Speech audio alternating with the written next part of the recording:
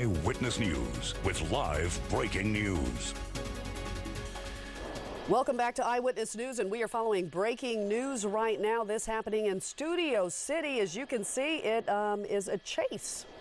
Along with Leslie Sykes, I'm Philip Palmer. Scott Reif is in Air 7 HD. And Scott, what do we see coming from that vehicle? Have they blown their engine? Is that oil? Do we know? You know, Phil, yeah, we're not exactly certain. It doesn't look like a spike strip where the the rims are rubbing on the ground. It does look like they've blown the engine. That would be the initial indication. We're up in North Hollywood now.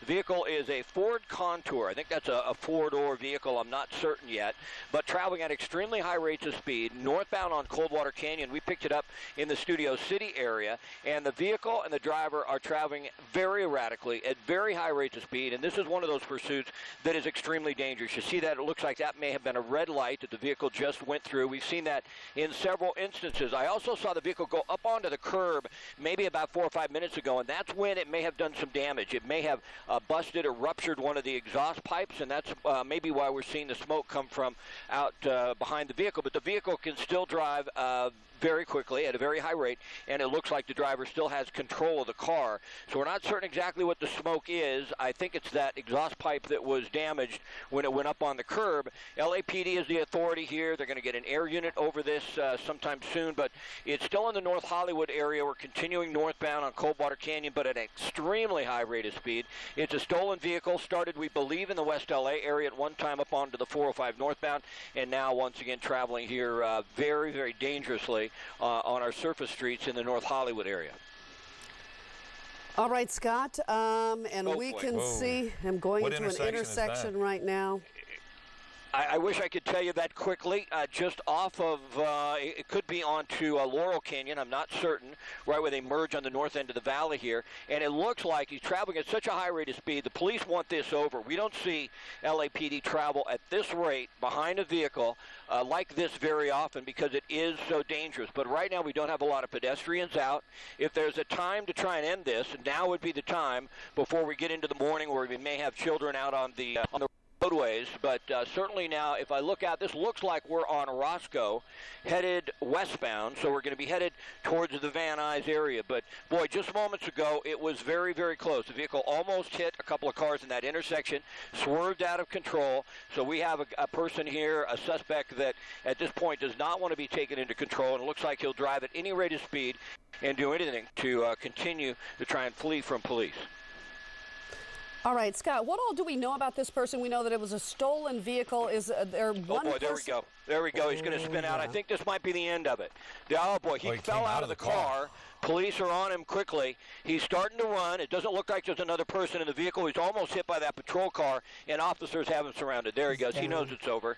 He's down. Now, they'll probably want to check that vehicle. I don't know if they believe more people are in the vehicle. You can see they've already drawn their guns, and they're going to check that out. It appears that's been cleared. Suspect in custody, and if there's anything we can say about this, we don't believe that anybody was injured. We did not see this car that was fleeing from police hit any other vehicles, so that is just outstanding. And boy, LAPD was on this, and they were on this at a higher rate of speed than what we usually see. In a lot of cases, they'll back off when a vehicle starts to travel at that high rate of speed in an area like this.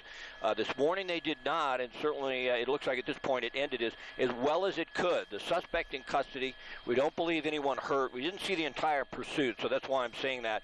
I don't know if someone may have got struck by that car earlier down in West LA, but from the moment we picked it up, very erratic, very dangerous. Someone could have been hurt or killed, but at this point it looks like just the suspect in custody. Now, this is on Roscoe. I'll try and get a surface street. If you drive through this area or try and get a cross street, Roscoe, it looks like probably right about maybe Topanga, excuse me, not Topanga, but Roscoe, right about Coldwater Canyon in that area. North Hollywood is approximately where this ended, so Roscoe may be shut down for a bit. If we come out of the shot, we'll see the activity. But it appears it is over.